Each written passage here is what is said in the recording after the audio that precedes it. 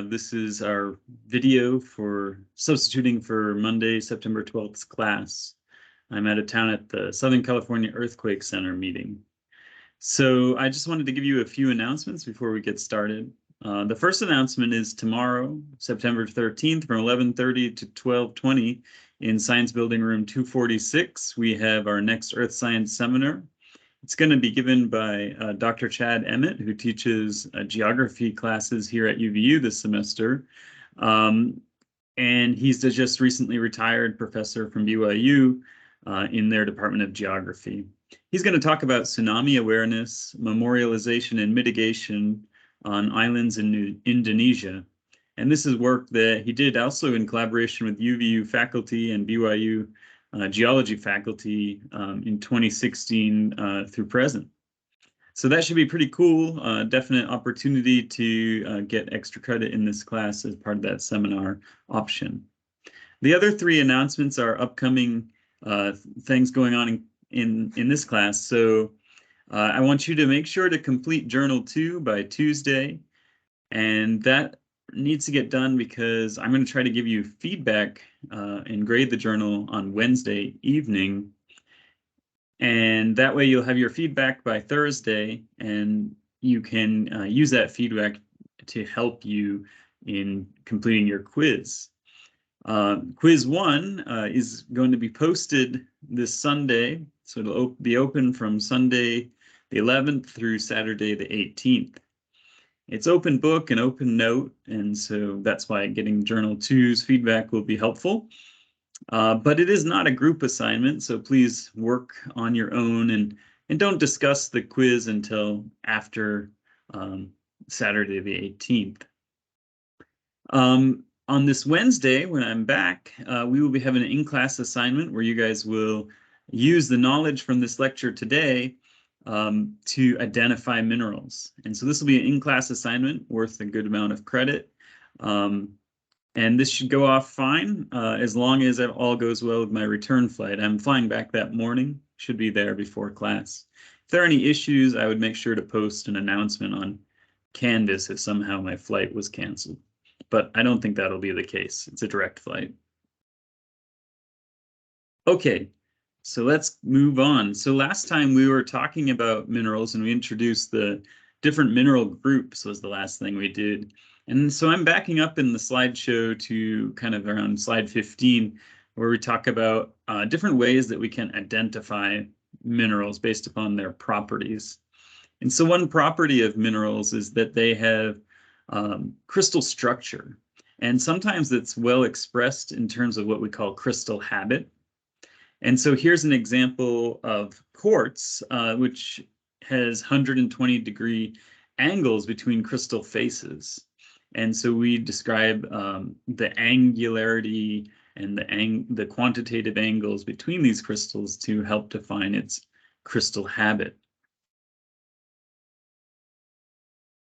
So here's some examples of some, well, I wouldn't say necessarily common, but some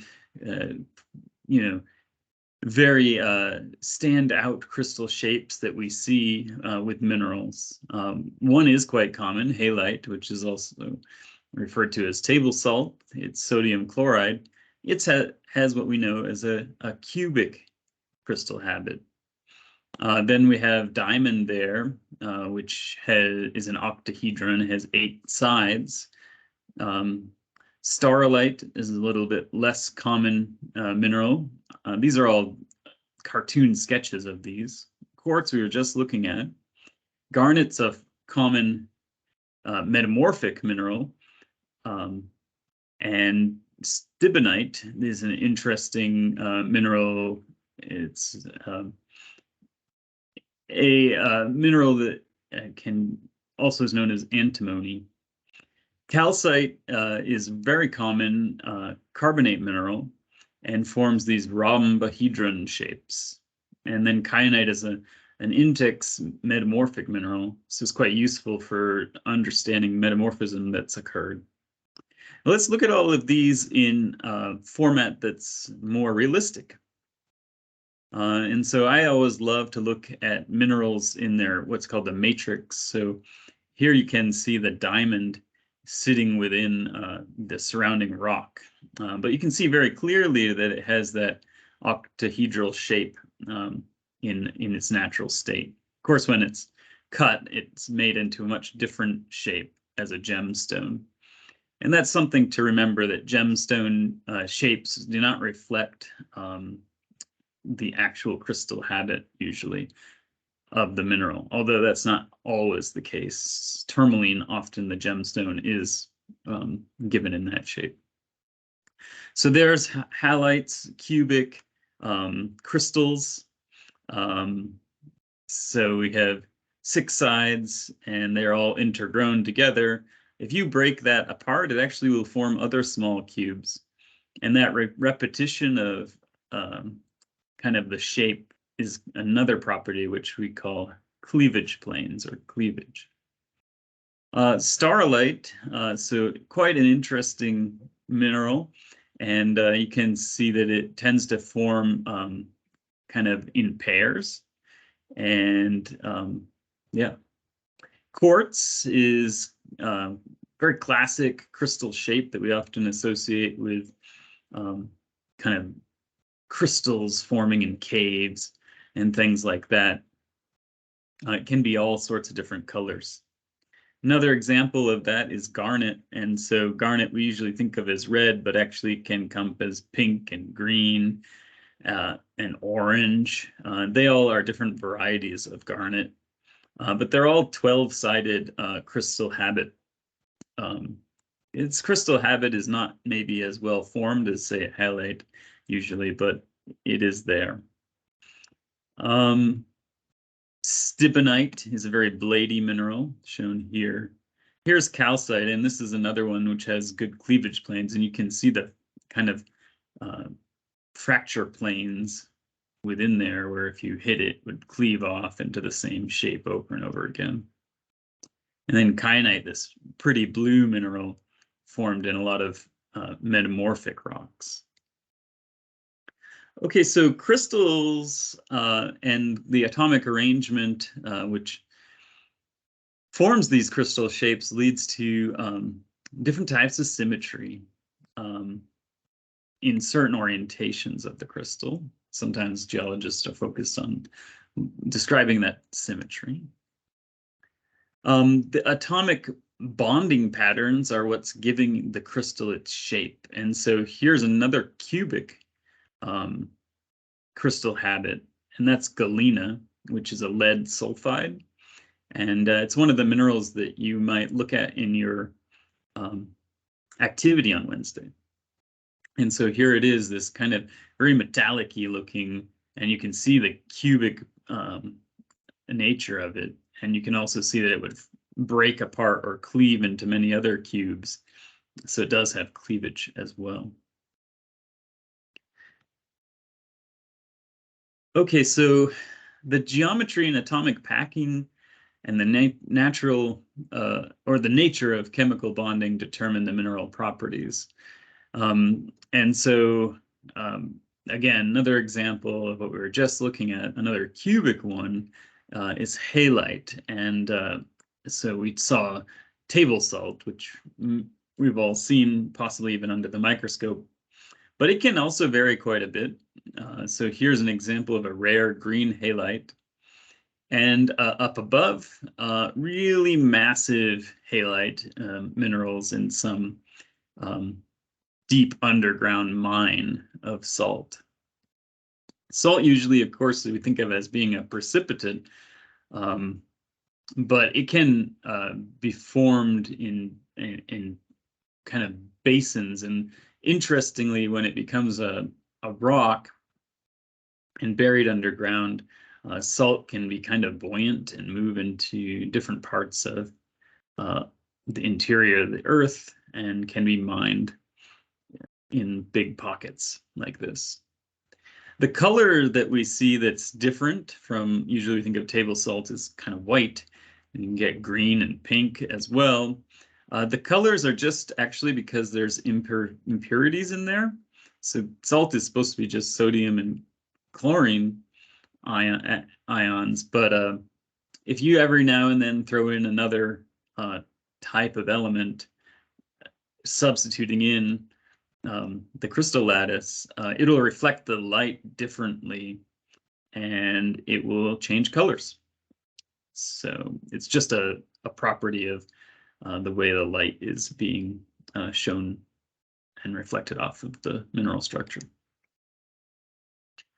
Polymorphs. So some elements or can end up forming different minerals because they have different atomic arrangements, the way they form. So carbon is what diamonds are made of, and they're in this tetrahedron shape that we see here on the left. Whereas when we look at graphite, it actually forms this really platy structure where there's strong bonds in one direction horizontally, and then very weak bonds between in the other direction. And so it repeatedly will flake off of itself and leave a single atomic layer as it peels off. And so that makes it a really useful thing for something like pencil lead, because as it breaks, it'll leave just a little bit behind that single atomic layer. Yeah, and so polymorphs, there are other examples, but this is kind of a real classic one because they're so different from one another. The other thing to say about diamond, it is the hardest substance in the relative Mohs hardness scale is 10, whereas graphite is very soft and is weaker than your fingernail. Okay, so crystal growth. You need to think about crystals as kind of growing one layer of atoms at a time. And so ions attaching to the crystal faces and growing, basically like just building this infrastructure on top. And so this can happen by precipitation onto that mineral surface or diffusion across mineral grains, or possibly also some other methods, but those are probably the two most common. Crystal shape. So as crystals grow, they often encounter other growing crystals, and so they're not always in an open situation like you see out here, and you can see it down below where you see crystals growing together. So when they have open shape, they're referred to as euhedral because they can really express their crystal habit, whereas with their grown together, we call that anhedral. And so they don't fully express their crystal habit on these edges that are grown together, which would be more common in the case of diffusion based crystal growth. And we see that a lot if we look at things in microscopic form. We see these anhedral crystals in the photomicrograph. So yeah, when we have open space, such as the case of a geode, these nicely formed, beautiful crystals can grow. We call them euhedral crystals. And so here's an example of the mineral amethyst, which is a quartz variety. Okay, so we can get these wonderful minerals to grow, and sometimes we can see them really nice in macroscopic sort of examples like we've been looking at so far in this lecture. But also they grow into fine scale mineral grains within rocks, like we see in a granite or something else. But regardless, we need to know how to identify these minerals. And mineral identification is definitely a skill, and it requires some kind of repeated learning and understanding different tests that we can do to distinguish minerals. And so there are a lot of macroscopic tests that we can do to distinguish some of the most common minerals, and we're going to test those out in your activity on Wednesday. Some of these properties are really readily apparent, and others will require definitely some handling. So if we look down below, this middle image here is of a mica, and mica is has a cleavage plane which is in one orientation, similar to graphite. It'll break off right along that cleavage plane over and over and again. So you take off sheets, basically. That's really obvious when you first look at the mineral. Other things, like there's many cubic and metallic looking minerals. And so you can see that right away, but you might not be able to distinguish pyrite from galena at first glance. They may have a different look, though, when you streak them or powder them. And so this is an example of a test that we can do to get at some more details. If we look at quartz or calcite, calcite is what's shown here on the left. They both can be clear, and certainly within a rock, when the crystal shape is not well formed, they could look very similar. But they have two mineral properties that are quite different from one another. Quartz is much harder, and so you could scratch calcite with a knife, but you can't scratch quartz with a knife. So that's an easy test. Another one, quartz is not very reactive with acid. You'd need years to cause much of a reaction to occur. Whereas calcite, if you pour a little weak dilute hydrochloric acid on it, it will fizz very vigorously. So that's another test we can do. So the common tests that we'll often do in geology is just what's the color of the mineral. This is not always very distinguishable for some minerals. As we saw, garnets can be many colors and others as well. So other identifications can be more important. When you powder the mineral, impurities are less influential on the color, and so you tend to have only one streak color for a mineral, unlike many colors in hand sample. So streak can be good, and so all we need to do to streak a mineral is find something that's harder, like we usually use a porcelain streak plate, and then rub the mineral across it. If the mineral's less hard, it'll become a powder and we can see the color. Luster. That's just the shininess and characteristics that have how it reflects light. So some might say this mineral has a metallic luster or glassy or dull shine. So it's very descriptive process. Hardness is a defined scale of relative strength of the rock and how it can be deformed relative to substances of other hardness. And so we have relative tests to reference materials. We'll talk about that more in a minute. Specific gravity is just what's the density of the mineral. And so that can be measured fairly easy if you know the volume and the weight. Crystal habit, is it a platy mineral, a cubic? Does it have 8 sides, 12 sides, etc.? What is the angle between those crystal faces? Cleavage, I've said a couple of times, is about whether or not when you break the mineral, does it always break along repeating planes of cleavage? And if so, it will reproduce its shape at different scales over and over again if you hit it with a hammer or pry it apart. This is different than the one down below called fracture tendency.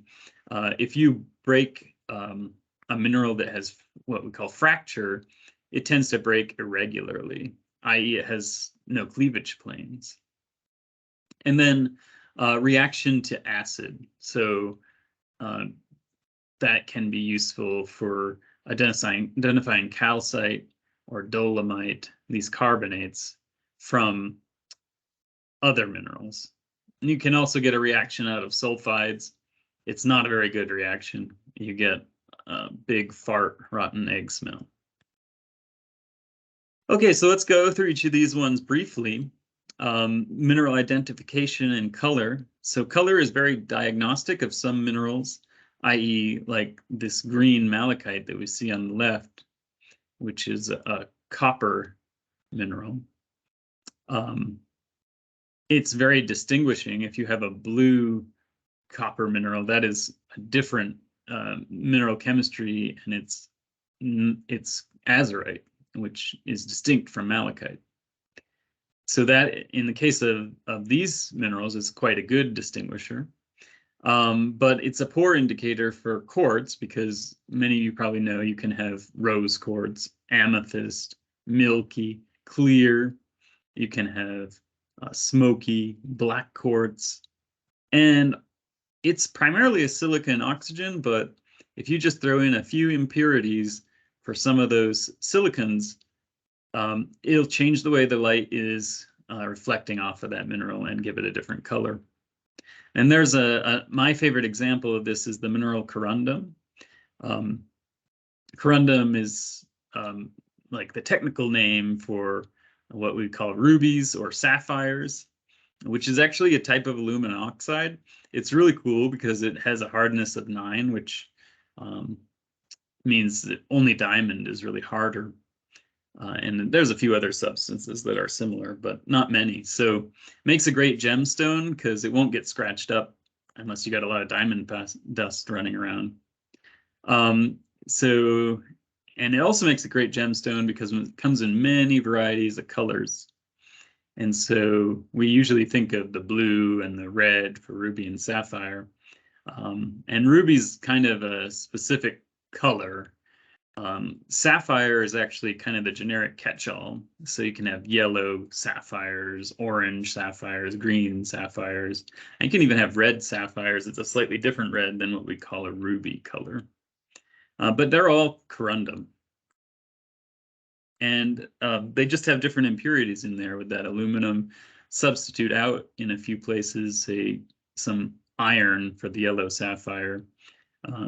In a few examples, you could also have chromium, I think would give you kind of a pink or sapphire. Yeah, it's really cool. Mineral hardness is we reference it to this Mohs hardness scale. And so on the right, you can see units of actual hardness in the kilograms per square millimeter that it would take of, that's force per area, it's pressure to deform that mineral. And so Mohs hardness number is plotted on the bottom. 1 is our weakest number, and 10 is our hardest number. You can see the curve is actually an exponential. So there's corundum, which we were just talking about as being sapphire and ruby, is very hard. It's a 9. It's much less hard. It only takes 2,000 something kilograms per square millimeter to deform it and scratch it, whereas diamond would take 7,000. So more than 3 times as much strength. Quartz is sitting at 7, and that's really important because quartz, if you may remember, is the most common mineral that we'll find in rocks. And so there is a lot of quartz out there, which means if you have like a watch face or your glasses, they're getting in contact with a lot of quartz. And quartz is pretty hard. You can see it's like just 3 down from diamond. So there's a lot of quartz dust out there, and so you need to be careful cleaning your glasses. It's pretty easy to scratch them. Usually your glasses are some sort of polycarbonate, which is close to the hardness of quartz. They might be treated with something to make it just a little harder, but as that wears away, then you'll start scratching your glasses. Your watch face if it's a quartz face, quartz can scratch itself if not careful. And so like a more premium watch might have a sapphire crystal face so that it won't scratch, basically. Yeah, so we end up trying to test these different minerals for their hardness. It's a good, easy way to tell some things from each other.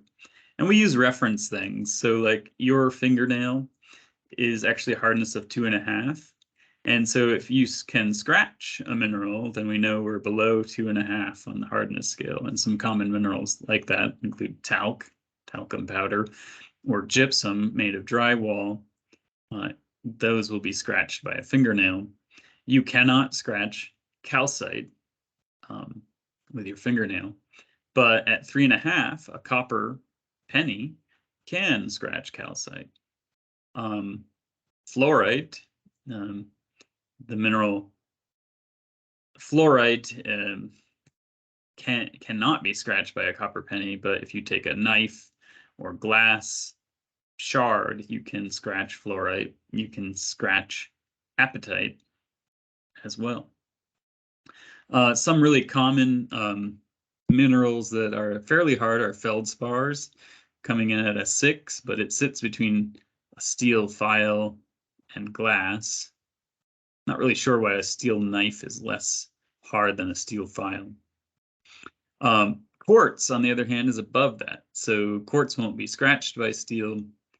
If you had a piece of topaz, though, or diamond or sapphire, yeah, you could scratch a quartz face. And as I said, you can scratch quartz with quartz, so that can be a good reference as well. Okay, so streak. So these porcelain streak plates are actually pretty hard. They're around about the hardness of 6. And so if your mineral is less hard than 6, if you rub across it, it will become a powder on there. And so here we have this kind of metallic looking hematite, which is an iron oxide, and it leaves behind a reddish brown streak, which is a different color than it is in hand sample. And so streak is a definite different property. Luster is the shine. So up here on the right, we see a real kind of metallic shine off of pyrite. And it's indeed kind of color is golden as well. And the main subdivisions of luster are metallic and non-metallic. So you can compare down below with the feldspars. But within the non-metallic, you can say other things like it kind of looks silky or glassy, resinous, dull, etc. Crystal habit, we've talked about whether or not it forms euhedral crystals, or if we want to get into the details of the crystal shape, is quite identifying as well. Cleavage and crystal shape are not the same thing always. So in the case of halite, it has a cubic crystal, and it has 2 cleavage planes that will, or 3 cleavage planes that will repeat that over and over again, breaking off. Whereas a quartz crystal may have a very nice crystal shape, but if you break it, it will fracture apart and not repeat that crystal shape. And so when we look at a rock in hand sample, and if you don't see euhedral crystals, but you do see shine that is continuous across a plane coming off a mineral, it probably means it has cleavage planes that are breaking across straight surfaces. So you can have planar cleavage like micas in 1 dimension. You can have cleavage planes in 2 dimensions or 3 dimensions, making rhombohedron, or if they're at an angle to one another, or if they're at right angles, halite. And so the cleavage planes and their orientations are distinctive for the different minerals. Other maybe less common physical properties are shown here. And we in our activity will think about effervescence, whether or not they react with acid, whether or not they're magnetic. So magnetite is very magnetic, but others have weak magnetism. They can smell in a particular way. You can imagine the sulfides might have a smell. Salt certainly has a taste.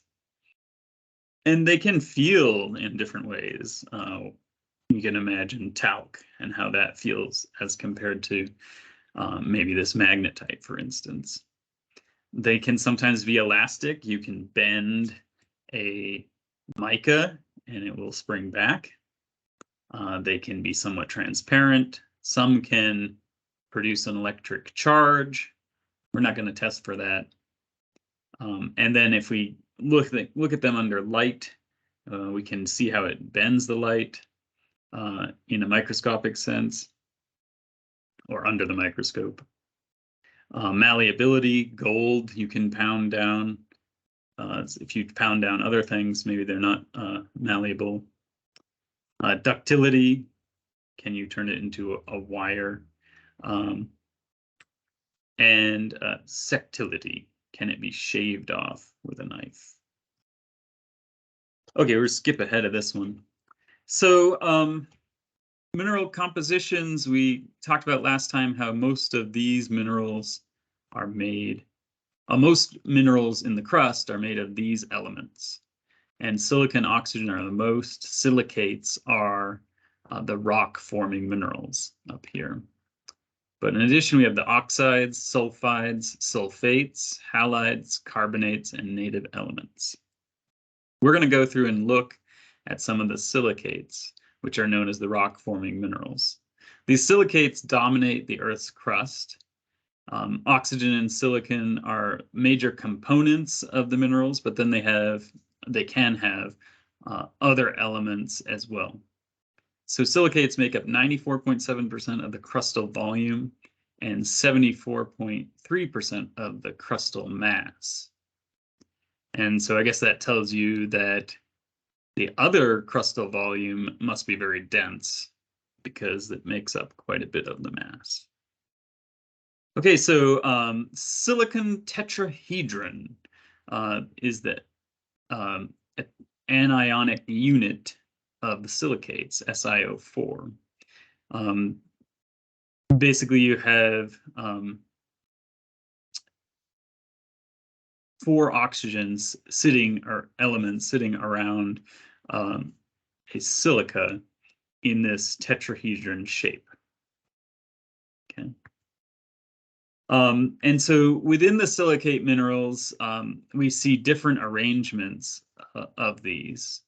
We can get independent tetrahedra all by themselves. In the case of quartz, we can get what are called double tetrahedra, ring silicates, chain silicates, double chains, sheet silicates, and framework silicates. Okay, so independent tetrahedra. Oh, I misspoke. So independent tetrahedra is not quartz. That's framework silicate, I believe. So independent tetrahedra is in the case they share no oxygens. All of them are linked by cations. So common minerals that are independent tetrahedra include olivine and garnet. So olivine is one of the main minerals making up the mantle, and also common mineral in mafic igneous rocks.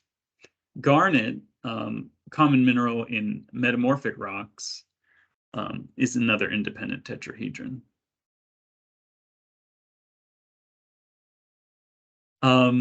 Single chain silicates include pyroxene.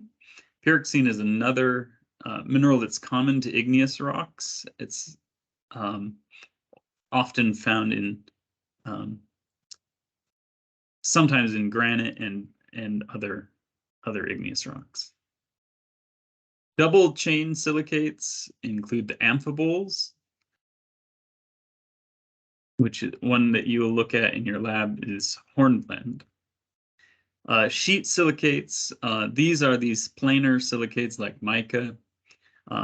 We have two common ones that we usually remember after GEO 1010, and that's biotite, which is a dark black to brown color, and muscovite, which is fairly transparent. You can pretty much see right through it. It's very light in color. Also, clays are another good example of sheet silicates. So when a lot of silicates weather, they end up weathering down to these sheet silicates of clays. And those clays, like we think about clay as being very malleable as a sedimentary particle, it's made of clay minerals, which are sheet silicates, and the sheet property, the sheets are giving it that malleable property. Okay, so quartz is one of these framework silicates, also feldspar. So they form these kind of organizations that are quite rigid and strong, and so they get these hardnesses, which are quite good, and they also tend to have pretty good crystal shapes. Okay, so those are minerals, and just want to say a few words about gems. So gems are not usually not natural shapes, right? They are cut by gemologists to make them kind of add on to the brilliance and luster of the gems, make them shine more brilliant than they do naturally. And so there is an art and science to it, but the facets that we see in a gemstone are not necessarily reflecting the crystal habit of the original mineral or the cleavage planes.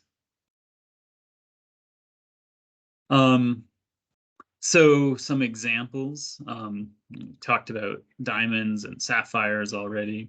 Here over to the left is an example of a sapphire that's uncut. And so you can see a cut sapphire here in this Hope sapphire. Sometimes you will get kind of jewelry that has aquamarine and or tourmaline in these shapes that you see in the natural kind of matrix that you see here, like these watermelon tourmalines. But usually, even with these prettily shaped minerals, they'll be cut by gemologists into some sort of faceted thing, like we see here with this very light blue beryl.